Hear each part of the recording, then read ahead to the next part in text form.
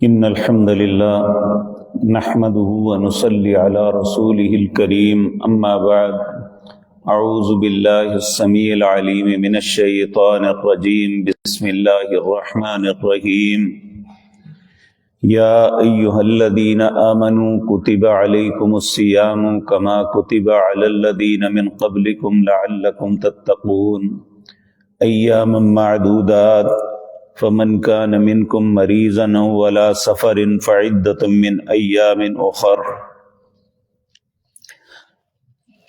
حضرات محترم، گزشتہ مجلس میں کن لوگوں کے لیے روزے کی رخصت ہے ان کا تذکرہ کیا ہے،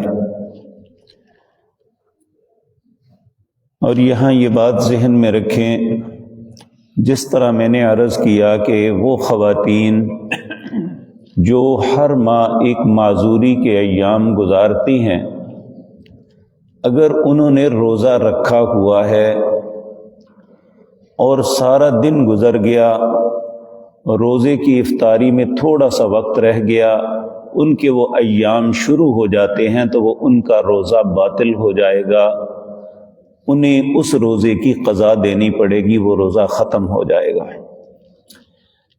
کیونکہ بعض فقہا نے کہا ہے کہ نہیں، ان کا روزہ درست ہے، رسول اللہ صلی اللہ علیہ وسلم کا واضح بیان ہے، اس لیے نبی کریم کے حکم کے ہوتے ہوئے ساری دنیا میں اور فتوے دیتی رہے تو ان کی کوئی حیثیت نہیں ہوتی۔ اسی طرح ایک شخص تندرست ہے، توانا ہے، کوئی پرابلم نہیں ہے، اگر وہ روزہ توڑ دیتا ہے تو اس کے متعلق ائمہ کرام متفق ہیں کہ اس کی قضا کوئی نہیں ہے۔ اگر وہ واقعتاً اپنی بات پہ شرمندہ ہے تو اس کبیرہ گناہ کی اسے اللہ سے معافی مانگنی چاہیے۔ وَلَمْ يُصِرُّوا عَلَى مَا فَعَلُوا، جس غلطی کی معافی مانگ رہا ہے اسے دوبارہ نہیں کرنا، تو ممکن ہے اللہ رب العزت معاف فرما دے، وگرنہ یہ بہت بڑا جرم ہے کہ ایک آدمی تندرست ہے، توانا ہے، کوئی پرابلم بھی نہیں، بغیر عذر کے وہ روزے کو توڑ دیتا ہے۔ اسی طرح جس طرح روزے کی حالت میں کھانا پینا منع ہے، انسان جو شادی شدہ ہے اس کے لیے ازدواجی تعلق قائم کرنا بھی منع ہے۔ رات اس کے لیے حلال ہے، لیکن سحری سے لے کر افطاری تک میاں اور بیوی اپنے تعلق کو قائم نہیں کر سکتے۔ اگر بالفرض کوئی کر لیتا ہے تو اس کا کفارہ بہت سخت ہے، یا تو ایک غلام آزاد کرے جو آج کل تصور نہیں ہے، پھر دو آپشنز ہیں اس کے پاس، ایک یہ کہ اس روزے کے بدلے 2 مہینے مسلسل بغیر ناغے کے روزہ رکھے، کیونکہ اس روزہ جو ہے ہمیں کنٹرول سکھاتا ہے کہ انسان اپنے آپ پہ قابو رکھے۔ تو اگر خدا نخواستہ کسی انسان سے یہ غلطی ہو جاتی ہے تو پھر اس کی قضا یہ ہے کہ وہ 2 مہینے تک مسلسل روزے رکھے۔ اگر وہ 2 مہینے روزے نہیں رکھ سکتا تو پھر وہ 60 مسکینوں کو کھانا کھلائے۔ اور کھانا کھلانے کا یہ مطلب نہیں ہے کہ ہم کسی مدرسے میں یا کسی جگہ جا کے پیسے دیں، نہیں، اسے احساس دلانے کے لیے اسلام نے یہ حکم دیا ہے کہ وہ ان مساکین کو اپنے پاس بٹھا کے جس طرح مہمان کی مہمان نوازی کرتا ہے اس طرح کھانا کھلایا جائے۔ اسی طرح قسم کے کفارے میں 10 مسکینوں کو کھانا کھلانا یا لباس پہنانا ہے تو وہاں بھی یہی ہے۔ لوگ ان باتوں کو معمولی سمجھتے ہیں، لیکن حقیقتاً یہ معمولی نہیں ہے۔ اللہ کے فرائض کو ادا کرنا انسان کے سانس لینے سے زیادہ ضروری ہے۔ سانس بند ہو جائے، انسان فوت ہو جائے تو اتنا بڑا نقصان نہیں جتنا اللہ کے فرائض کو چھوڑ کے زندگی بسر کرنے کا نقصان ہے۔ اللہ رب العزت سے ہمیشہ توفیق مانگتے رہنا چاہیے۔ کیوں؟ اس لیے کہ بعض چیزیں ایسی ہوتی ہیں جن کا نقصان فوراً ہوتا ہے، ہم ان سے ڈرتے ہیں کہ یہ نہ ہو کہ ہمیں نقصان ہو جائے، لیکن یہ جو چیزیں ہیں ان کا نقصان آخرت میں ہے، اور آخرت دنیا کے مقابلے میں اتنی طویل ہے جو کبھی ختم نہیں ہوگی۔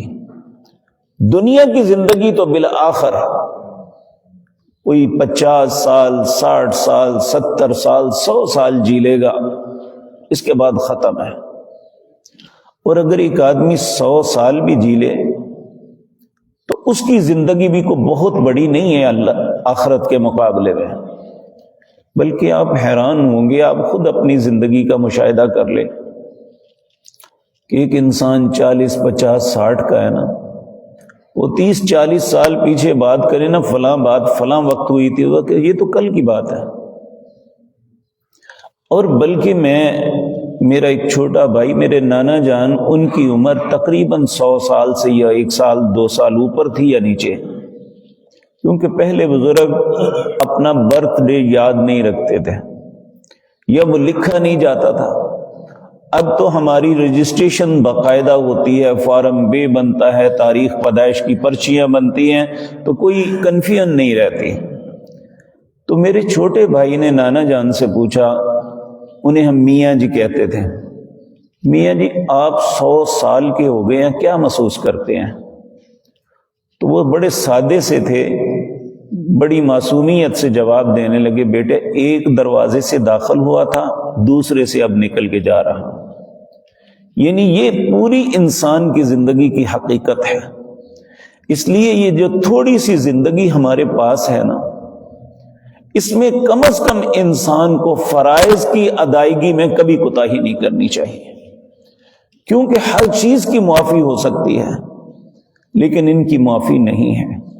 کل اللہ کی بارگاہ میں ہمیں جواب دینا پڑے گا کہ اللہ نے کچھ فرائض، آپ دیکھیں کہ اگر ہم نماز کا جائزہ لیں تو 24 گھنٹے ہمارے پاس وقت ہے، کتنے گھنٹے ہم آرام کرتے ہیں، کتنے گھنٹے اپنے کام کاروبار کرتے ہیں، کتنے گھنٹے اپنے بچوں کو، اپنے بہن بھائیوں کو، اپنے والدین کو دیتے ہیں، اور اللہ کے لیے اگر لگایا جائے تو 5 نمازوں میں 1 یا 1.5 گھنٹے سے زیادہ وقت نہیں لگتا، اور وہ مختلف وقتوں میں یہ کام رکھا ہوا ہے۔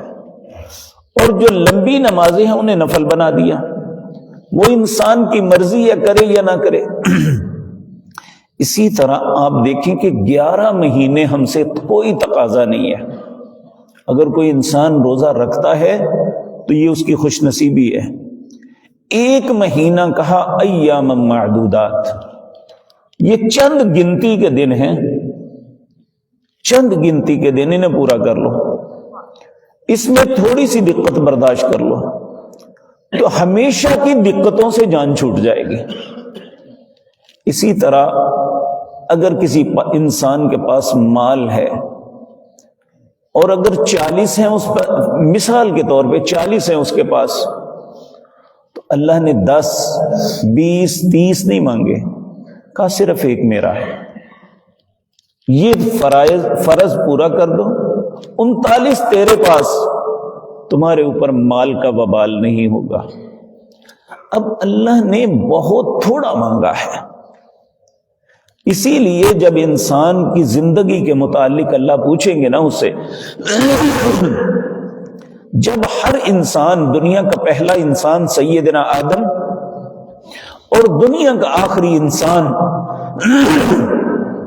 وہ مرد ہے یا عورت، وہ مسلم ہے یا غیر مسلم، اللہ کے روبرو اکیلے اکیلے پیش ہوگا، اور اللہ اس سے سوال کریں گے، کم لبثتم فی الارض عدد سنین، اے میرے بندے ذرا گن کے بتا دنیا میں کتنا وقت رہا۔ انسان کیا جواب دے گا؟ لبثت یوما او بعد یوم، اے اللہ ایک دن یا دن کا کچھ حصہ ٹھہرا تھا۔ تو پھر اللہ فرمائیں گے قال ان لبثتم الا قلیلا لو انکم کنتم تعلمون، کاش تو نے یہ جو نقصان کیا تو پہلے جان لیتا کہ میں نے کتنا بڑا نقصان کیا ہے۔ تو اس لیے ہمیں ایک دانا انسان کو چاہیے کہ وہ اس زندگی میں ایسا نقصان نہ کرے کہ وہ ہمیشہ کے خسارے میں چلا جائے۔ تو یہ جو روزہ رکھنا ہے، نماز کو ادا کرنا ہے، اللہ کے مال میں سے خرچ کرنا ہے، یہ انسان کی کامیابی اور چھٹکارے کا سبب ہے۔ اور نماز پڑھنے والا، روزہ رکھنے والا، زکوٰۃ دینے والا، اللہ نے اسے کہا وَلَا خَوْفٌ عَلَيْهِمْ وَلَا هُمْ يَحْزَنُونَ۔ جب ساری کائنات خوف زدہ ہوگی، قیامت قائم ہونے پہ، ترازو کے قائم ہونے پہ، جہنم کے اوپر سے گزرنے پہ اور جنت اور جہنم کا فیصلہ ہونے پہ، اللہ ایسا انسان جو فرائض کو پورا کر رہا ہے، وَلَا خَوْفٌ عَلَيْهِمْ وَلَا هُمْ يَحْزَنُونَ، اس پہ کوئی خوف نہیں ہوگا اور نہ کسی غم میں مبتلا ہوگا۔